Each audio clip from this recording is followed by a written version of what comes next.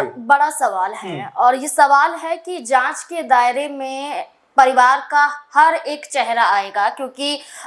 खुले तौर पर ये कहा जा रहा है कि अब ये लूटपाट का इरादा नहीं था, ये हत्या का ही इरादा था। अगर हत्या का इरादा था तो कोई परिचित हो सकता है, कोई जानकार हो सकता है, वो घर का सदस्य भी हो सकता है, इसलिए पूछताछ हो रही है। लेकिन क्या जो भवरी देवी की जेठ हैं उनसे जुड़ा हुआ भी कोई कनेक्शन सामने आया है, उनकी बेटियों से जुड़ा हुआ कोई कनेक्शन? बिल्कुल मैं बताना चाहूंगा आपको, क्योंकि यहाँ पर जो खबर सामने आ रही है उसमें ये भी कहा जा रहा है कि जो उनके जेठ का नाम हेतराम है, उनकी 2 बेटियां हैं, पुलिस लगातार उनसे पूछताछ कर रही है। और ये भी खबर है कि 25 दिनों से उनसे पूछताछ हो रही है, यानी कि मर्डर के बाद से लगातार पुलिस जो है, जो हेतराम यानी भवरी देवी के जेठ की जो बेटियां हैं उनसे यहाँ पर पूछताछ करती हुई दिखाई पड़ रही है। अभी तक कोई बात निकलकर सामने नहीं आई कि आखिर वो क्या पूछा गया है, क्या उन्होंने बताया है। लेकिन जैसा मैंने आपसे बताया कि हर एंगल को लेकर पुलिस कहीं ना कहीं इस समय सतर्क है, हर पहलू पे कहीं ना कहीं जो वो ध्यान देना चाहती है। और ऐसे में एक बड़ा सवाल अपने आप में यही बन रहा है कि हेतराम की जो बेटियां हैं, यानी 2 बेटियों से लगातार पूछताछ होना, और यहाँ तक कहा जा रहा है कि वो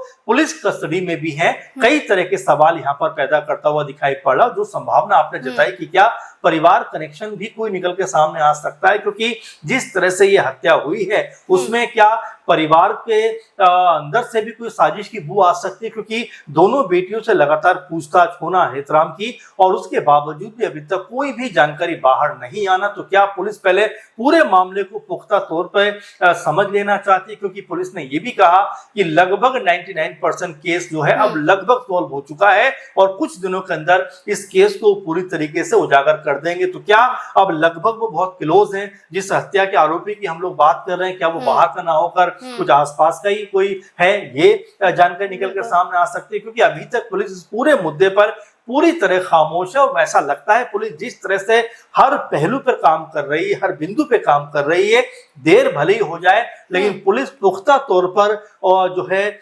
सबूत जुटाकर उनका खुलासा कर सकती है। लेकिन लोग यही चाहते हैं कि भाई जल्द से जल्द खुलासा होना चाहिए, क्योंकि अब देखिए महीना भर के आसपास इस पूरे मामले को हो गया, अभी तक भी पुलिस सिर्फ इन्वेस्टिगेशन में लगी हुई है। तो जाहिर बात है कि अगर पुलिस का इन्वेस्टिगेशन पूरा हो जाए, क्योंकि यहाँ पर 300 लोगों से और भी ऐसे हैं जिनसे पूछताछ हुई है, और साथ में हेतराम की बेटियों से पूछताछ होना, फोन को लेकर भी लगातार खबरें आ रही है कि फोन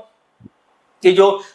कॉल डिटेल है और तमाम चीजें हैं उनको लेकर भी लगातार जांच हो रही है। तो ऐसे में हो सकता है कि अब ये एंगल भी कोई बड़ा मोड़ यहाँ पर लेता हुआ दिखाई पड़ जाए। बिल्कुल, यहाँ पर ध्यान देने वाली बात ये है कि अभी एसआईटी टीम और पुलिस द्वारा जांच जारी है, और जांच के जरिए जो थ्योरी निकल रही है वही हम आपके सामने भी रख रहे हैं। अभी आधिकारिक तौर पर कोई ऐलान या ये नहीं कहा गया है कि ऐसा ही हुआ है, लेकिन उनके जरिए ये जरूर बयान दिए जा रहे हैं कि अभी तक जांच के दायरे में कौन कौन आया है, किन लोगों से पूछताछ हो चुकी है, जांच के घेरे में क्या घर में मौजूद कुछ और सामान भी हैं, फोन हैं, या कुछ और भी जुड़े तथ्य नजर आते हैं। क्योंकि सवाल ये भी बनता है कि हेतराम जो